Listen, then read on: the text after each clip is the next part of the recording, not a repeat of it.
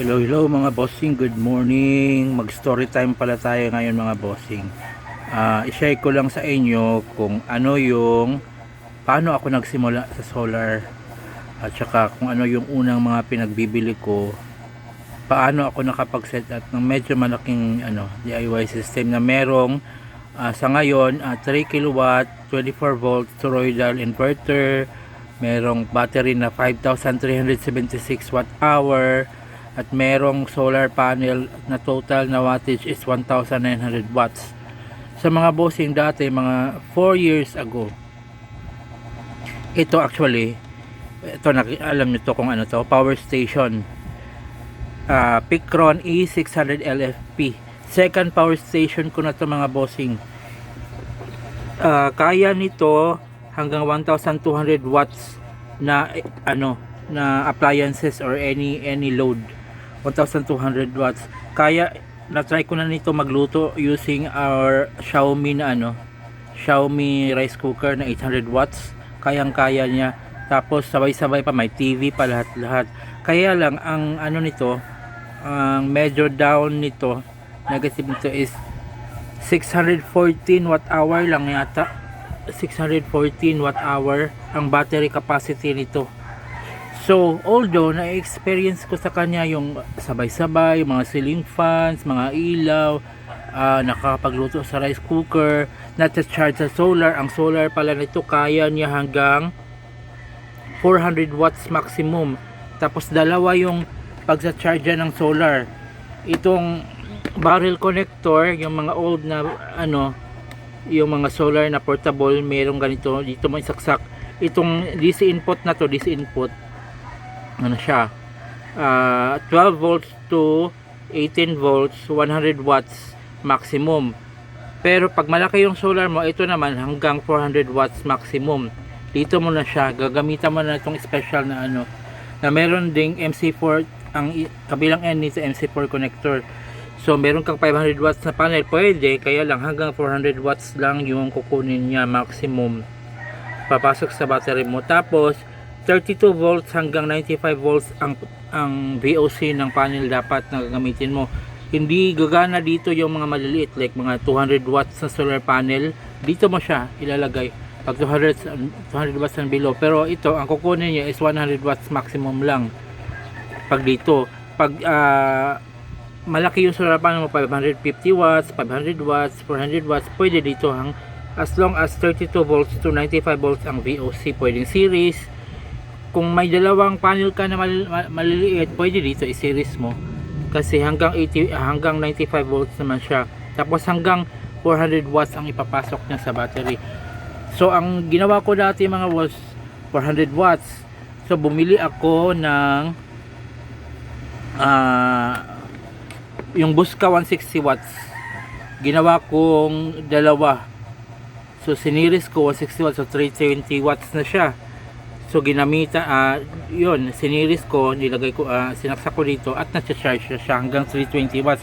Kaya lang, alam naman natin, pag solar panel, hindi naman talaga 100% yan lagi. Like kung 320 watts, siguro 75% yan ang medyo constantly pumapasok na power.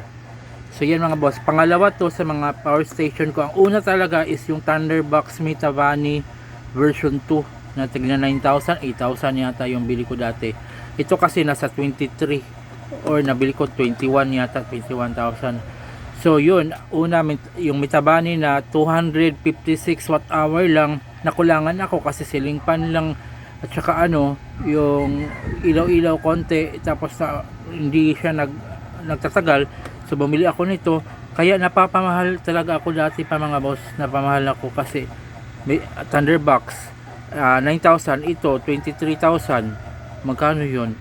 Kung alam ko lang sana yung DIY agad-agad, lately ko na nalaman, nag-research ako ng dahil din sa experience ko na to, na nakukulangan ako kahit na okay naman siya 1,200 watts, nakukulangan ako. So nag-research ako sa YouTube, nag-research ako sa TikTok, nag-research ako sa Facebook, nag-join ako ng mga groups. Yun, nagtitingin-tingin ako hanggang sa naging confidence ako, kaya ko na to, magbuo na ako. Tapos may nakaipong konti, kaya bumili na tayo.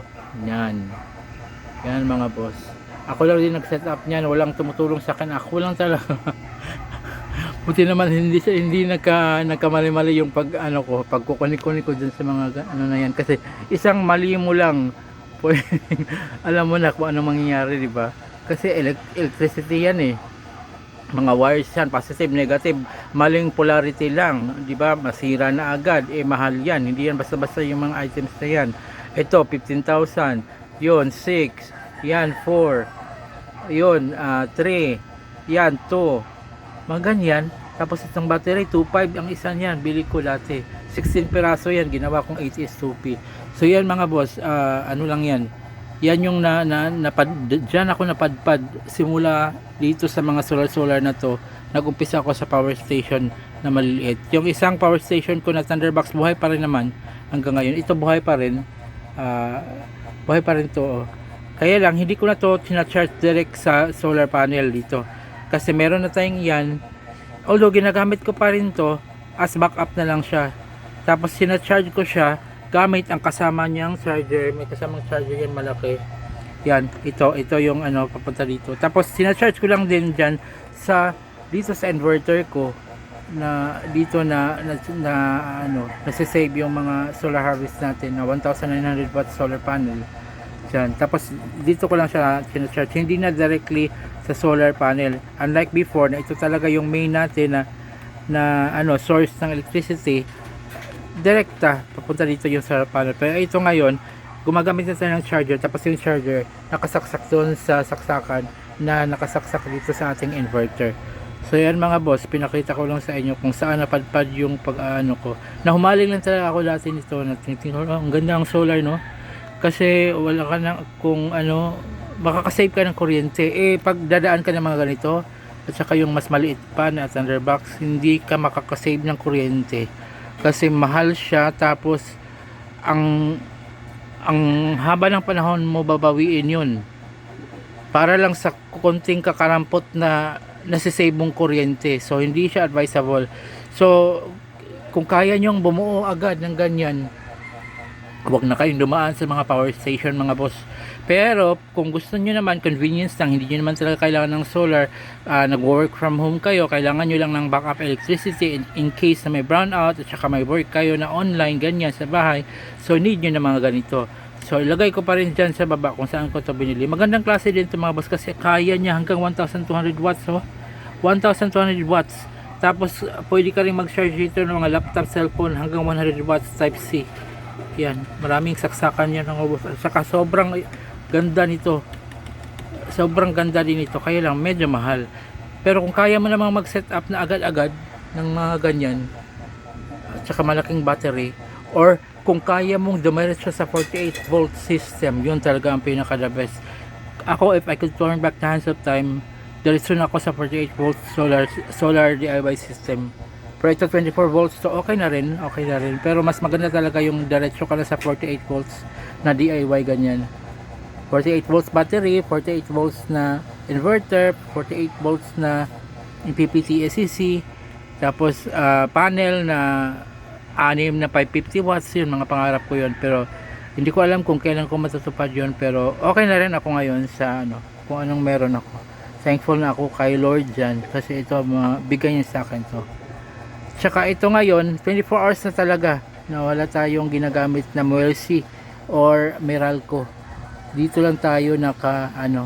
Kaya lang sa 5,376 watt hour na battery na yan, hindi mo pa rin kaya talagang itulutol talaga. Kasi pag gusto mo na parang normal buhay talaga, yun, kailangan mo ring dagdagan yung battery mo, or yan, kasi limited lang, 3,000 watts lang kaya niyang sabay-sabay paanda rin. So yan, pero okay na rin para kung gusto niyo malaman kung ano yung mga loads na pinapaandar natin hanggang 3,000 watts sabay-sabay, at kung ano, may mga videos tayo dyan na post ko na rin. Check nyo na lang yung mga previous videos ko mga boss. Pero ito mga boss, ito dito tayo ang umpisa sa mga power station na to, okay naman siya. Kaya lang kung kaya yung dumiretso sa ganyan talaga, mas makakamura kayo, makakasave kayo.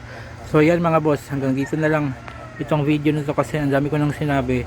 Check nyo na lang, follow nyo ako kung gusto nyong matuto konti or kahit konti sa mga solar na ganito. So God bless everyone. Ingat kayo palagi. God bless. Bye.